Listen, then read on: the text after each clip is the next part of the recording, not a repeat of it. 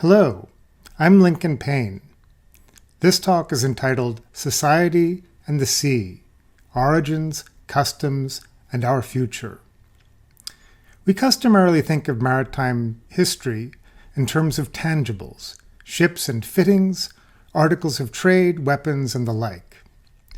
Of growing interest since the 1980s has been the social life of the maritime world, especially the view from the ranks of common sailors, fishermen and their families, enslaved people and immigrants, and shoreside laborers.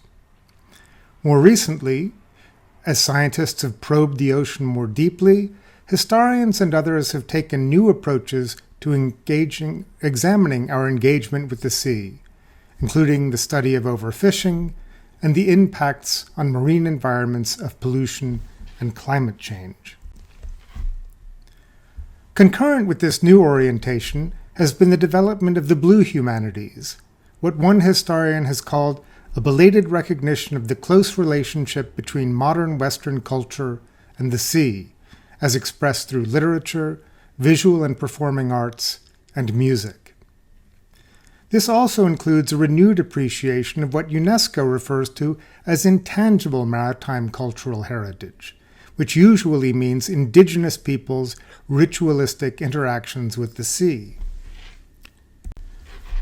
To this, I would add the law, which, even as it endeavors to adapt to technological and other innovations, remains bound by tradition, highly ritualized, and all but inscrutable to the uninitiated. As significant, many laws, and maritime laws in particular, have long-reaching global consequences. Evolutionary theory has long held that terrestrial animals originated in the oceans and clambered ashore from the depths of the sea. An idea of more recent vintage is that the brains of our hominid ancestors grew larger and more complex thanks to a diet of mollusks and other invertebrates rich in fatty acids and other nutrients available in freshwater and marine environments. While our species' debt to the fruits of the sea is well attested, historians resolutely identify the origins of modern society with our mastery of the land. The hierarchies of power familiar today, so the story goes, begins with the Neolithic Revolution around 12,000 years ago, when people began domesticating plants and animals. The resulting surpluses of food and labor ultimately gave rise to the river valley civilizations of Mesopotamia, the Yellow, Nile, and Indus rivers in Asia and Africa, and the Amazon and Mississippi in the Americas, which flourished thanks to the fertility of their floodplains. This explanation ignores the fact that these sophisticated states owed their success as much to their people's ability to navigate those streams as they did to their success in harnessing them for irrigation. Put another way, these societies were riverine rather than riparian. That is, they were actively engaged with the river itself and not merely passive riverside beneficiaries of seasonal floods. When we consider that people had been sailing the waters of the world for tens of thousands of years by the time of the Neolithic Revolution, the exclusive focus on the agrarian function of these societies seems woefully narrow.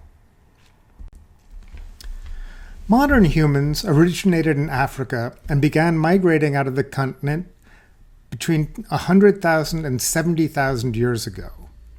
Around 50,000 years ago, people reached what is now Australia for the first time.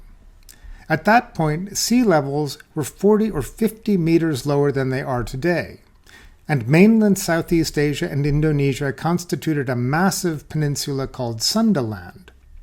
Greater Australia, also known as Sahul, comprised Australia and the islands of New Guinea and Tasmania. But between them lay open water that could only be crossed with some sort of vessel. The next great feat of intercontinental navigation brought people to the Americas. The prevailing theory holds that the mariners migrated from Northeast Asia along the ice-free coast of Beringia. This was the broad, ice-capped land bridge between Siberia and North America that was exposed during the last glacial maximum between 20,000 and 30,000 years ago, when sea levels were more than 100 meters lower than they are today. These early navigators kept to their boats at least until they reached the Pacific Northwest of the United States. Some continued south until they reached South America, while others turned inland and east to settle North America. What genius, what skill, what daring lay behind these humble craft? Surely we can call them the noblest thing that man as a gregarious animal has ever produced, as John Ruskin wrote of the sailing ship of the line. For into their vessels of discovery these early sailors put as much as they could of their human patience, common sense, forethought, experimental philosophy, self-control, habits of order and obedience, thoroughly wrought handwork, defiance of brute elements, careless courage, and calm expectation of the judgment of God. From the time people first took to the water until the 19th century, when Ruskin wrote, and into the present, when nuclear-powered aircraft carriers are floating airports with a resident population of 5,000 people, ships have always been the most sophisticated machines of their age. The ancient intellects that built them and plotted their courses are unknowable. Even today, with long traditions, written instructions, and formal education to draw upon, building ships, crewing and provisioning them, and sailing them on inland waters or on the high seas demand distinct sets of skills rarely mastered by one individual. The earliest ventures on the seas doubtless entailed a division of labor based on something other than physical strength and stamina. Whether this differentiation was egalitarian or hierarchical is impossible to know. Yet the historical record is full of evidence of a cultural familiarity with maritime pursuits in non-maritime contexts. In the quintessentially agrarian society of ancient Egypt, pyramid builders, among others, were grouped in gangs with names borrowed from shipboard practice: forward starboard, forward port, aft forward, aft port, and steerage and rudder gangs. The female pharaoh Hatshepsut was described as the bow rope of the south, the mooring stake of the southerners, the excellent stern rope of the northland. That is, it was she who kept the Egyptian ship of state from being swept away on the unruly currents of history. The oldest written example of the metaphor of the ship of state dates to 2100 BCE, 500 years earlier than Hatshepsut. In the tale of the eloquent peasant, a farmer whose goods have been stolen appeals to the pharaoh's prime minister for justice. The farmer likens his situation to that of a castaway sailor. "Behold, I am on a voyage without a boat," he pleads. "You, who are safe harbor for all who are drowning, rescue one who has been shipwrecked." Chastising the minister for creating chaos, the farmer draws a parallel between the justice of his cause, the stability of a ship, and the integrity of the state itself. The minister is, he says, like a city without a governor, like a people without a ruler, like a ship on which there is no captain. This idea of the state as a self-contained entity bearing all to safety through a storm-tossed world is found in the nearly universal belief that without a tradition of seafaring, mankind would have perished from floods.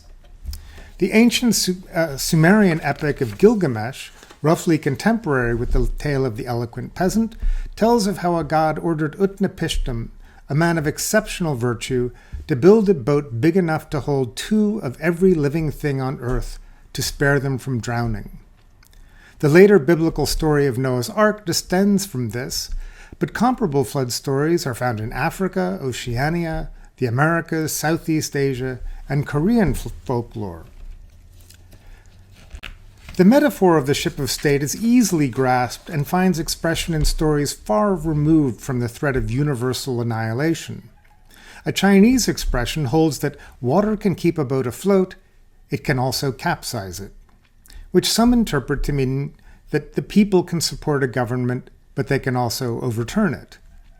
In the same vein, one of the most popular songs of the Cultural Revolution in China was Sailing the Seas Depends on the Helmsman, which features Mao Zedong as the helmsman without whom the revolution could not succeed.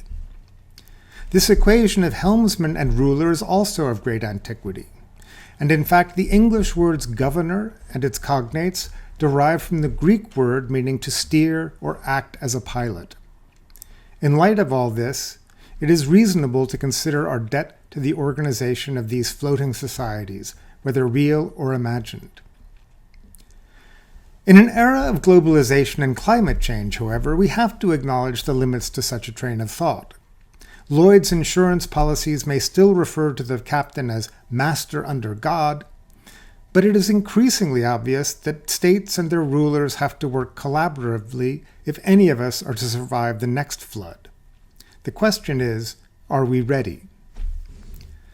The broad contours of the last 500 to 1,000 years of maritime history are too well known to require elaboration here. Europe receives the lion's share of attention, of course, but other regions were remarkable for their bold undertakings. Arab, Persian, and Jewish merchants sailing to India and Southeast and East Asia from the Persian Gulf and the Red Sea, the Yuan dynasty's maritime invasions of Japan and Java, the Indian Ocean armadas of Zheng He in the early 1400s, and Admiral Yi Sun Sin's brilliant defense of Korea against Japanese invasion in the 1590s, to name only a few. One development from the era of European expansion that has gone underappreciated is the articulation of novel legal theories to establish boundaries on and across the seas. The Pope was the first to put his imprimatur on dividing the sea with a series of edicts beginning in 1455.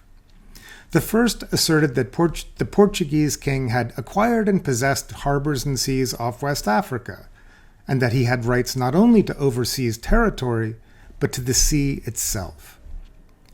The most expansive claims came with the treaties of Tordesillas in 1494 and Saragossa in 1529, which with imperious arrogance carved up the non-Christian world and its surrounding seas between Portugal and Spain. The greatest challenge to this apportionment of the world came with the treatise Mare Liberum, The Free Sea, published in 1609, in which Hugo Grotius argued, "The sea is common to all because it is so limitless that it cannot become a possession of any one, and because it is adapted for the use of all, whether we consider it from the point of view of navigation or of the fisheries." For the last 400 years, international law has grappled with how to resolve the tension between these two polar positions, that the sea can be claimed and enclosed, mare clausum, and that the sea is wholly free, or mare liberum. As a way to think about the legal regimes that govern the sea, the open sea, closed sea binary leaves much to be desired. While Mare Liberum is best remembered for establishing the principle that the sea is common to all, the Roman legal doctrine of res communis, with respect to navigation, the fisheries loomed large in the legal imagination as well. Even then, however, people were beginning to understand that the fisheries could be depleted. Fishermen made up the first wave of Europeans to visit North America in search of cod, which had become increasingly scarce in their home waters. By the late 19th century, governments began imposing catch limits of various kinds on different species of fish, but most of these affected only domestic fisheries. An exception was the whale fishery, the exhaustion of which had led to ever longer voyages in search of profitable returns starting in the early 19th century. Half-hearted efforts to limit whaling in the 1930s had proven ineffective, but in 1946, 15 countries signed the International Convention for the Regulation of Whaling, the preamble of which notes that the history of whaling has been overfishing of one area after another and of one species of whale after another. One of the boldest actions by the International Whaling Commission was the establishment of 2 vast whale sanctuaries, one covering the entire Indian Ocean from the African-Asian littoral to 40 degrees south, and the Southern Ocean Sanctuary, which encircles the globe in a band between the coast of Antarctica and 40 degrees south, or only 60 degrees south around the tip of South America. This convention also recognizes the rights of Aboriginal people to hunt whales within certain limits.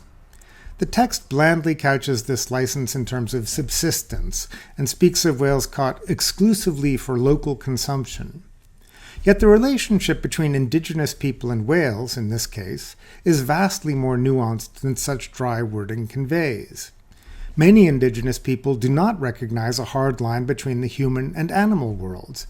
To cite one example, Bathsheba DeMuth explains that among the Inupiat people of the Bering Sea coast of northern Alaska, bowhead whales cooperated with human persons through a specific kind of transformation by giving themselves over to die.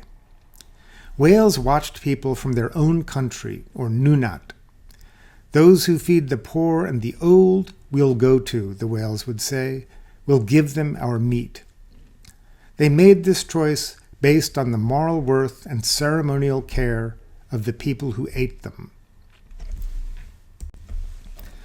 The ultimate expression of the legal regime governing marine space is, of course, the United Nations Convention on the Law of the Sea, or UNCLOS, which distinguishes 5 distinct zones of jurisdiction: inland waters, territorial seas out to 12 miles, a contiguous zone out to 24 miles, and an exclusive economic zone, or EEZ, in which coastal states have sovereign rights for the purpose of exploring and exploiting, conserving and managing the natural resources, whether living or non-living, out to 200 miles from shore. Beyond that lie the high seas and the area, which UNCLOS defines as the seabed and ocean floor and subsoil thereof beyond the limits of national jurisdiction.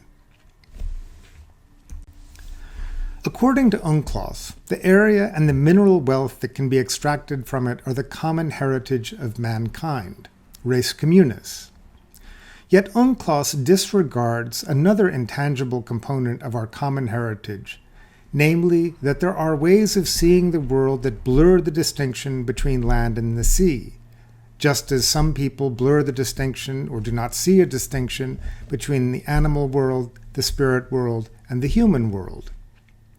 Chief among these is the concept of marine tenure, claims to sea space that do not recognize clear-cut boundaries between land and sea, and whose concept of tenure encompass not only physical property, but also the ethos and identity of places, together with sentimental and spiritual rights and responsibilities. For these people, there is fundamentally no distinction between inland waters and the contiguous zone, or even beyond. Some would say of the sea, as a Maka chief negotiating with the United States in the 1850s, that is my country, just as the bowhead whale cited above spoke from their Nunat, or country. The failure of UNCLOS to account for the variety of worldviews encoded in our intangible cultural heritage has profound implications both for those people whose belief systems are ignored and for the world at large. Maintaining the legal fiction of a static sea-land binary makes it easy to perpetuate an indifference to the central role that the sea plays in our lives, not only as a vector of transportation and trade, but as a barometer of planetary health. With the sea out of sight and out of mind for so many people, it has been easy to treat it both as a treasure chest of inexhaustible resources and as a watery pit that can digest indefinitely the waste of our cities, our industries, and our farms, or the fallout from our acid rain. This has made it possible, for example, for most people to ignore or shrug off the catastrophic loss of ice in the Arctic and Antarctica, treating it as an economic or political issue rather than as an existential issue of human survival. Our reliance on the sea is immeasurable. It gave us birth and nurtured us, and it continues to feed us today. It facilitated our diasporas around the globe and the subsequent globalization that has brought us back in touch with one another. The history of the sea has always been inextricably linked to our own, but at no point in our time on Earth have we had either the means to understand our absolute reliance on it as clearly as we do now, or the means to destroy it, and thus ourselves. Whether as historians, technologists and scientists, or blue humanists, we must help people return their attention to the sea and to fashion new arcs for a new age. Thank you.